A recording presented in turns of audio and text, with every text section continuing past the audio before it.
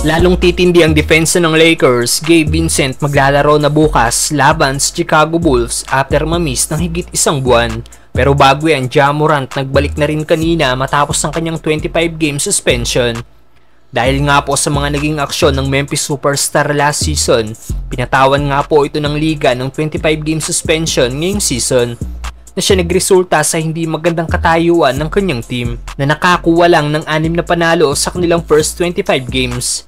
At kanina tuluyan na nga po nagbalik si Ja Morant laban sa New Orleans Pelicans na siyang impressive ang naging pagbabalik dahil after nga pong matambakan ng 20 plus points sa first half ng Memphis, binuhat nga po ni Morant ang Grizzlies para mag-comeback sa NOP.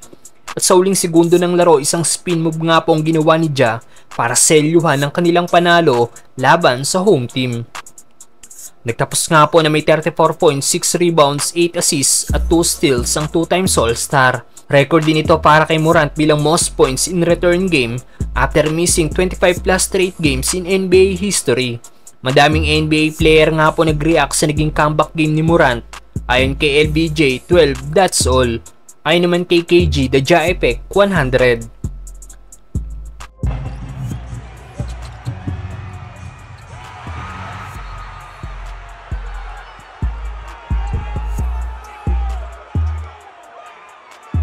Samantalang Gabe Vincent maglalaro na bukas laban sa Chicago Bulls. Isa sa player na kinuha ng Lakers sa nagdaang off-season ng point guard mula Heat na si Gabe Vincent. Kinuha nga po ng Lake Show si Vincent dahil sa ganda na naging laro nito sa playoff run ng Miami Heat last season. Pero ngayon hindi pa nga po na ipapakita ni Vincent ang potential niya sa Lakers dahil ngayong season 4 na games pa nga lang po ito nakakapaglaro para sa Lakers dahil nagtamo kagad ito ng injury. Huling laro pa nga po ni Vincent sa Lakers ay noong October 30 pa.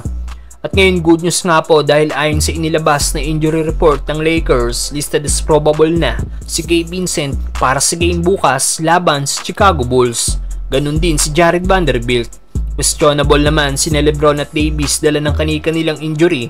Pero i-expect na natin na maglalaro din si LeBron at Davis kahit questionable ang mga ito. Dahil last game kontra Knicks listed as questionable din ang dalawang Lakers superstar. Hindi pa rin makumpleto ang lineup ng Lakers dahil out bukas si Jalen Hood-Schifino, dala naman ang low back spasm.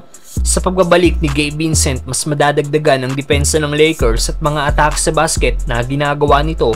Siyang malaking tulong talaga sa Lakers ngayon.